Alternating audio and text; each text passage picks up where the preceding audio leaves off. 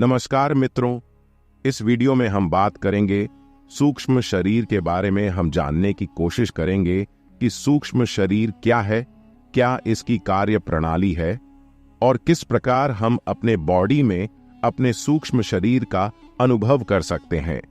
इसके अलावा कैसे अपने सूक्ष्म शरीर में एकत्रित हुई नकारात्मक भावनाओं को अंदर से बाहर निकालकर अपनी वर्तमान बीमारियों को और आगे आने वाली बीमारियों को दूर रोक के रख सकते हैं या उनको खत्म कर सकते हैं। और साथ ही हम बात करेंगे कि कैसे हम अपने सूक्ष्म शरीर को विकसित कर सकते हैं और कैसे अपने शरीर में शारीरिक, मानसिक, भावनात्मक और अध्यात्म से जुड़े हुए लाभों को प्राप्त कर सकते हैं। सबसे पहले तो आपको यह समझना होगा कि वैसे तो हमारे बहुत से शरीर होते हैं, परंतु मुख्य रूप से 3 प्रकार के ही शरीर होते हैं, जिसमें सबसे पहला स्थूल शरीर यानी कि फिजिकल बॉडी, दूसरा सूक्ष्म शरीर यानी कि एस्ट्रल बॉडी, तीसरा कारण शरीर यानी कि कैजुअल बॉडी कहलाता है। हमारा स्थूल शरीर यानी कि जो शरीर वर्तमान में हमें नजर आता है या जो हम आईने में अपने शरीर को देखते हैं, वह शरीर 5 तत्वों से बना हुआ है। लेकिन जो हमारा सूक्ष्म शरीर है वह हमारे प्राणों से बना है यानी एनर्जी से बना हुआ है। और तीसरा जो कारण शरीर है वह सूक्ष्म तरंगों से बना हुआ है। हमारी फिजिकल बॉडी यानी स्थूल शरीर दृश्यमान है, जो कि हमें दिखाई पड़ती है, लेकिन सूक्ष्म शरीर और कारण शरीर अदृश्य है। ये हमें दिखाई नहीं पड़ते, लेकिन हम इनको अनुभव जरूर कर सकते हैं। अब हम बात करते हैं उन खास अनुभवों की जिससे हम अपने सूक्ष्म शरीर का अनुभव कर सकते हैं, या यूं कहे तो ऐसी कौन सी सिचुएशन होती है जब बिना प्रयास के ही आप अपने सूक्ष्म शरीर का भी अनुभव कर सकते हैं। क्योंकि स्थूल शरीर को तो आप हर वक्त देखते रहते हैं, अपने भी और दूसरों के भी, लेकिन आप सूक्ष्म शरीर को तो नहीं ना देख सकते, उसे तो सिर्फ अनुभव ही कर सकते हैं। पहली बात तो यह है कि जब भी आप बहुत गहरी नींद में होंगे और जब आपका एहसास पूरा खुला हुआ होगा, उस वक्त अनजाने में ही आप कई बार अपने सूक्ष्म शरीर को अनुभव कर लेते हैं। और कई बार जब आपको स्लीप पैरालिसिस होता है या आपको लगता है कि जैसे कोई चीज आपके ऊपर दबाव डाल रही है, तो वह चीज भी आपके सूक्ष्म शरीर की ही एक घटना होती है। और कई बार जब आप स्वप्नावस्था में होते हैं लेकिन आपकी चेतना कुछ अंशों तक जागी रह गई है, तो उस स्थिति में भी आप अपने सूक्ष्म शरीर का दर्शन कर लेते हैं। इसके अलावा जब आप गहरे ध्यान में होते हैं तो आप अक्सर ही अपने सूक्ष्म शरीर का अनुभव कर सकते हैं। और जब आपकी मृत्यु हो रही होती है तो उस वक्त भी और उसके बाद भी आप अपने सूक्ष्म शरीर को महसूस कर सकते हैं, क्योंकि तब तक आपका स्थूल शरीर खत्म हो गया होता है, तो फिर सूक्ष्म शरीर ही बचता है। इसीलिए मृत्यु के समय और मृत्यु के बाद भी आप अपने सूक्ष्म शरीर का अनुभव कर सकते हैं। इसके अलावा कई बार आपने देखा होगा कि आप अकेले बैठे हैं और अचानक आपको लगता है कि आपके आसपास कोई है, लेकिन कोई होता नहीं है, मानो एक अलग सी आती है कुछ सेकंड के लिए, तो वह आपके सूक्ष्म शरीर की ही एक झलक होती है। फिर अनजाने में आप किसी को नोटिस कर लेते हैं, या हो सकता है वह आपका सूक्ष्म शरीर ना हो बल्कि कोई आत्मा हो जो आपके आसपास मंडरा रही हो, जिसको आपने अपनी छठी इंद्री से नोटिस कर लिया होता है। कई बार ऐसा होता है कि जैसे आप किसी सड़क पर तेजी से गाड़ी चलाते हुए जा रहे हैं, तभी अचानक सामने से कोई बच्चा या जानवर आ जाता है, तो आप सेकंड के 1000 में हिस्से में ब्रेक लगाते हैं और तुरंत गाड़ी रोककर उस बच्चे या जानवर की जान बचा लेते हैं। तो उस समय जो आपके अंदर एनर्जी आती है वह आपके सूक्ष्म शरीर से ही आती है, यानी कि आपका सूक्ष्म शरीर ही उस वक्त आपको संकट से निकालता है। ये तो मैंने सिर्फ एक उदाहरण दिया है। इस प्रकार के कई और उदाहरण होते हैं जिसमें आपका ही सूक्ष्म शरीर आपकी रक्षा करता है। कभी कभी जब आप गहरे ध्यान में जाते हैं तो कई बार आपको आउट ऑफ बॉडी एक्सपीरियंस हो सकता है, यानी आपका सूक्ष्म शरीर आपकी बॉडी से बाहर आ जाता है। क्योंकि हमारा स्थूल शरीर तो गुरुत्वाकर्षण से बंधा हुआ होता है, लेकिन हमारा सूक्ष्म शरीर के ऊपर गुरुत्वाकर्षण का कोई प्रभाव नहीं होता है। इसलिए कई बार ध्यान के दौरान आपको ऐसे लगेगा कि जैसे आपका सूक्ष्म शरीर आपके फिजिकल बॉडी से बाहर निकलकर हवा में तैरने लग गया है, तो यह एक सूक्ष्म शरीर का अनुभव है। और छोटे मोटे लम्हों के दौरान जैसे आपको जब कोई खुशखबरी मिलती है, तब आपका शरीर एकदम से खुशी के मारे फैल जाएगा और बहुत खुशी महसूस होगा। यहाँ पर आपका जो शरीर फैलता है वह घटना आपके स्थूल शरीर में नहीं घटती, बल्कि आपके सूक्ष्म शरीर में ही घटती है। इसके ऑपोजिट आपको एकदम से कोई डर की खबर आ जाए, कोई खतरे की खबर आ जाए या कोई दुख की खबर आ जाए, तो आप एकदम से सिकुड़न हो जाते हैं। तो ये सिकुड़न भी आपके सूक्ष्म शरीर में ही होते हैं।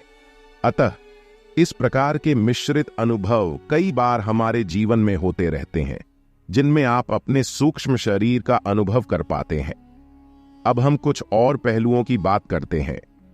हमारा सूक्ष्म शरीर 5 कर्मेंद्रियों, 5 ज्ञानेंद्रियों और 5 प्रकार के प्राणों से तथा मन और बुद्धि से मिलकर बना है। इसलिए जब कोई व्यक्ति मर रहा होता है तो सबसे पहले उसकी 5 कर्मेंद्रियां शून्य होने लगते हैं, फिर उसके बाद 5 ज्ञानेंद्रियां भी मरने लगती हैं, और फिर कुछ क्षणों के बाद उसके 5 प्राण भी धीरे धीरे शरीर को छोड़ने लग जाते हैं। मतलब जहां जहां सूक्ष्म शरीर ने आपके स्थूल शरीर पर कब्जा किया हुआ था या जहां उसका निवास स्थान था, वह वहां से हटने लगता है। इस प्रकार धीरे धीरे सूक्ष्म शरीर आपके स्थूल शरीर से अपने आप को बाहर खींचने लगता है। अतः जब व्यक्ति की मृत्यु होती है तो हमारा भौतिक शरीर राख बन जाता है, लेकिन हमारा सूक्ष्म शरीर आत्मा के रूप में नए जन्म की तलाश में आगे की ओर निकल पड़ता है। स्थूल शरीर की मृत्यु के पश्चात हमारी इस जन्म की और पिछले जन्म के जितने भी संस्कार, आदतें, विचार, इच्छाएं, कामनाएं, वासनाएं और भावनाएं होते हैं, ये सभी चीज बीज के रूप में हमारे सूक्ष्म शरीर में ही संग्रहित रहते हैं। यानी कि हमारा भौतिक शरीर तो मर जाता है, लेकिन हमारी वासना, इच्छाएं नहीं मरती। फिर इन्हीं इच्छाओं और वासनाओं के अधीन होकर हमारा सूक्ष्म शरीर अगले जन्म की तैयारी में लग जाता है, और अगला जन्म इन्हीं इच्छाओं के कारण वैसा ही शरीर ले लेता है। आपने कभी कभी ऐसा महसूस किया होगा कि जब आप छोटे से बड़े हो रहे होते हैं तो आपके अंदर कुछ ऐसे विचार उठने शुरू हो जाते हैं या ऐसी भावनाएं उठनी शुरू हो जाती हैं जिनका आपके इस वर्तमान समय में कोई जुड़ाव नजर नहीं आता कि यह चीजें आपके अंदर कहां से आई हैं। ये सारी चीजें आपके पिछले जन्म से आपके अंदर आई हुई हैं और अब वह दोबारा जिंदा हो रही हैं आपके अंदर। उदाहरण के लिए, अगर आप अपने पिछले जन्म में साधु संत थे या कोई पुजारी थे, तो इस जन्म में आप मंदिर की ओर आकर्षित होंगे या किसी आश्रम की ओर आकर्षित होंगे। ऐसा इसलिए होता है क्योंकि उनका संबंध आपके पिछले जन्म के भावनाओं से जुड़ा हुआ है, और वही भावनाएं आपके अंदर दोबारा से जिंदा हो जाती हैं। इसीलिए तो कहते हैं, इंसान कभी नहीं मरता है, मरता है तो सिर्फ शरीर ही, उसकी आत्मा हमेशा जिंदा रहती है। बस उसका शरीर बदल जाता है, और न केवल पिछले जन्म में बल्कि वर्तमान में भी। जो जन्म अभी आप जी रहे हैं, इसमें भी यह प्रक्रिया जारी रहती है। हमारा सूक्ष्म शरीर लगातार विचारों और भावनाओं के द्वारा सूचनाओं को इकट्ठा करता रहता है, और फिर उन्हीं सूचनाओं के अनुसार हमें अच्छे या बुरे रूप में अपने प्रभाव को देता रहता है। अब तक आपको यह मालूम चल गया होगा कि जो हमारा मुख्य कथा धरता है वह हमारा स्थूल शरीर नहीं है, बल्कि हमारा सूक्ष्म शरीर है। हमारा सूक्ष्म शरीर ही हमें कमांड देता है और स्थूल शरीर उसको फॉलो करता है। इसीलिए हमें अपने भौतिक शरीर को नियंत्रण में करने से कोई लाभ नहीं होने वाला, बल्कि हमें अपने सूक्ष्म शरीर को नियंत्रण में करना होगा। क्योंकि जब आप अपने सूक्ष्म शरीर को नियंत्रण में करेंगे या उसको सही स्थिति में रखेंगे, तो आपका भौतिक शरीर भी अपने आप नियंत्रण में आ जाएगा। क्योंकि जो कुछ भी घटना घटती है, पहले वह सूक्ष्म शरीर में ही घटती है, बाद में वह भौतिक शरीर पर आती है। उदाहरण के लिए, जिस प्रकार हम किसी पौधे को विकसित करने के लिए उसके पत्तों को पानी नहीं देते, बल्कि उसके जड़ों को पानी देते हैं। क्योंकि जब हम जड़ों को पानी देते हैं तो पत्ते भी अपने आप खिलने शुरू हो जाते हैं। उसी प्रकार हमारा सूक्ष्म शरीर जड़ है और हमारा स्थूल शरीर पत्ते हैं। इसलिए हमें सबसे पहले अपने सूक्ष्म शरीर को मजबूत करना होगा। तत्पश्चात हमारा स्थूल शरीर भी अपने आप ही मजबूत होना शुरू हो जाएगा। इसलिए हमारी सभी अच्छी या बुरी भावनाएं, जैसे कि डर, गुस्सा, नफरत, प्रेम, प्यार, काम वासना और सभी इच्छाएं पहले हमारे सूक्ष्म शरीर में प्रकट होती हैं और फिर बाद में उनका स्थूल शरीर में अवतरण होता है। और ठीक इसी प्रकार बीमारी में भी होता है।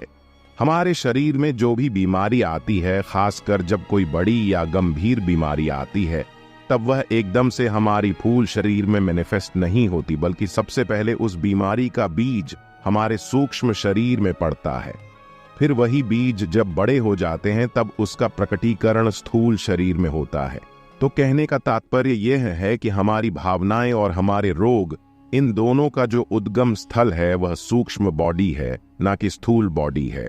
उदाहरण के तौर पर मान लीजिए कि आपको किसी व्यक्ति पर क्रोध आ रहा है और वह व्यक्ति भी आपके सामने बैठा है, लेकिन अभी आपका गुस्सा आपके अंदर है, बाहर नहीं आया है। तो इसका मतलब आपका गुस्सा सूक्ष्म शरीर में प्रवेश कर चुका है, लेकिन स्थूल शरीर में नहीं आया है, और सामने वाले को भी पता नहीं होगा कि आपके अंदर गुस्सा उठना शुरू हो चुका है, क्योंकि आप ऊपर से नॉर्मल बने हुए रहते हैं। लेकिन वही क्रोध जो शरीर में पैदा हुआ है, यदि स्थूल शरीर पर आकर प्रकट हो जाए तो वह क्रिया बन जाता है। यानी कि हमारे जो भाव है या उनका जो सघन रूप है वह सभी क्रिया बन जाते हैं। अतः इसी प्रकार हमारे रोग भी जन्म लेते हैं। यानी हमारे अंदर ज्यादातर जो रोग जन्म लेते हैं वह हमारे नकारात्मक भावों के कारण होते हैं। इसलिए जब आपके नकारात्मक भाव बढ़ते चले जाते हैं तब वह रोग का रूप ले लेते हैं। उदाहरण के लिए मान लीजिए आप बिना मतलब के हमेशा गुस्सा करते रहते हैं, तो वह गुस्सा आपके सूक्ष्म शरीर में इकट्ठा होना शुरू हो जाएगा, और इस तरह जब वह गुस्सा आपके सूक्ष्म शरीर में अत्यधिक हो जाएगा तो वह आपके स्थूल शरीर में रोग के रूप में प्रकट होना शुरू हो जाएगा। मतलब आप जो भी सकारात्मक भाव करेंगे वह आपके रोग में कन्वर्ट होने शुरू हो जाएंगे। लेकिन आप इन क्रियाओं को शुरू में ही रोक सकते हैं। अर्थात जब आपको गुस्सा आना शुरू हो तो आप अपने गुस्से को अपने इंटेलिजेंस से शुरू में ही दबा सकते हैं, लेकिन हम उस गुस्से को दबा नहीं पाते और रिएक्ट कर देते हैं। तत्पश्चात हम लड़ने लग जाते हैं और चीजें बद से बदतर हो जाती हैं। लेकिन अगर आप जागरूक रहेंगे तो आप उस चेन को वहीं पर रोक भी सकते हैं। इसी प्रकार आप अपने अंदर बीमारियों को भी रोक सकते हैं। अब हम बात करते हैं कि इसे रोके कैसे। तो इसे रोकने के लिए रोज गहरे ध्यान में बैठना पड़ेगा, क्योंकि जब भी आप अपने गहरे ध्यान में बैठेंगे तब आप अपने सूक्ष्म शरीर में प्रवेश कर जाएंगे। तत्पश्चात आपके अंदर एक ऐसी ऊर्जा उत्पन्न होगी जो आपके पूरे सूक्ष्म शरीर में फैल जाए, और फिर वही ऊर्जा आपकी बीमारी के बीज को ही जड़ से खत्म कर देगी, जिससे आपकी बीमारी भौतिक शरीर तक आ ही नहीं पाएगी। इसलिए यदि आप अपना सूक्ष्म शरीर शुद्ध कर लेते हैं तो आपका स्थूल शरीर भी स्वस्थ और स्ट्रांग होना शुरू हो जाएगा, जिससे आप हमेशा आनंदित रहेंगे, हमेशा सुखी रहेंगे। आपके चेहरे पर हमेशा तेज बना रहेगा, आपका आभा स्ट्रंग बनेगा और आपको जीवन में हर चीज की प्राप्ति होगी। इस तरह जिस व्यक्ति का सूक्ष्म शरीर स्ट्रांग होगा उसे जीवन में किसी प्रकार की कोई कमी नहीं होगी। लेकिन यदि आपका सूक्ष्म शरीर ही अशुद्ध है और विकारों से भरा हुआ है तो आपको दुख, बीमारी, कष्ट, अभाव, इन सब चीजों को अपने जीवन में झेलना ही पड़ेगा। तो हम ऐसा क्या करें कि हम अपने सूक्ष्म शरीर को शुद्ध कर सके, उसको विकारों से रहित कर सके। तो उसके लिए कुछ 2-4 उपाय है जो मैंने आगे बताया है, उसे आपको हमेशा फॉलो करना है। सबसे पहली बात कि हमारे सूक्ष्म शरीर कमजोर क्यों पड़ते हैं? हमारे नेगेटिव होने के कारण, यानी हमारे नकारात्मक विचारों और भावों के कारण। इसलिए आप कभी भी नकारात्मक मत रहे।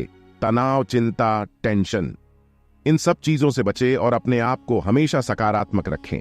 हमेशा खुश रहे, प्रसन्न रहे, संतुष्ट रहे और प्रेम पूर्ण बने रहे। अपने आत्मविश्वास को बड़ा चढ़ाकर रखें और हमेशा क्रिएटिव रहे, अर्थात हर वक्त कुछ ना कुछ करते रहे।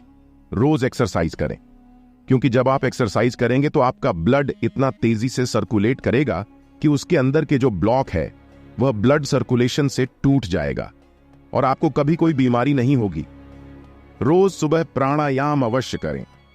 मैंने आपको पहले ही बताया है कि हमारा सूक्ष्म शरीर प्राणों से मिलकर बना है, तो जब भी आप प्राणायाम करेंगे तो आपके अंदर प्राण ऊर्जा भी बढ़ेगी, जिससे आपका सूक्ष्म शरीर स्ट्रांग होना शुरू हो जाएगा। सबसे जरूरी बात, आप अपने आहार को हमेशा ठीक रखें। अगर आप निषिद्ध और अनुचित आहार लेते हैं तो आप अपने शरीर का नुकसान कर रहे हैं। आप अपने आचरण को भी ठीक रखें, यानी सही समय पर सोए और सही समय पर जागे। इसके अलावा कुछ मंत्रों का भी जाप करें, खासकर ओम महामंत्र का जाप करें, क्योंकि ओम का जाप करने से उसकी जो वाइब्रेशन है वह आपके पूरे सूक्ष्म शरीर में ट्रेवल करती है, जिससे कि उसके जितने भी ब्लॉक होते हैं वह सभी खुल जाते हैं। और सबसे जरूरी चीज यह है कि आप हमेशा अपने आप को प्रेजेंट में रखें, यानी वर्तमान समय में रहे। भूत और भविष्य की ज्यादा टेंशन में मत रहे। आप थोड़ा समय निकालकर मेडिटेशन जरूर किया करें, जैसे आप कोई भी मेडिटेशन कर सकते हैं। लगभग सभी में ध्यान के अभ्यास से हमारा सूक्ष्म शरीर ही विकसित होता है। खासकर इस प्रकार का मेडिटेशन जरूर करें जिसमें आप विश्राम में चले जाते हैं, यानी डीप रिलैक्सेशन में चले जाते हैं। क्योंकि जब आप डीप रिलैक्सेशन में जाते हैं तो आपका स्थूल शरीर बिल्कुल गति न हो जाएगा या जड़ हो जाएगा और आपके विचार बिल्कुल शांत हो जाएंगे, जिससे आपकी ऊर्जा की जो लीकेज है वह बंद हो जाएगी। फिर वही ऊर्जा जो पहले लीक हो रही थी, वह सारी ऊर्जा फिर से आपकी सूक्ष्म शरीर को उपलब्ध होनी शुरू हो जाएगी, जिससे आपका सूक्ष्म शरीर विकसित होना शुरू हो जाएगा। मैंने जो भी इस प्रस्तुति में बताया है उसे आप अपने जीवन में प्रयोग करते रहे और हमेशा स्वस्थ रहे। जाते जाते आप कमेंट्स में यह बताते जाएं कि यह प्रस्तुति आपको कैसी लगी, और अगर आप हमारे चैनल पर नए हैं तो हमारा ज्ञान वास्तु चैनल को भी सब्सक्राइब अवश्य करें। धन्यवाद।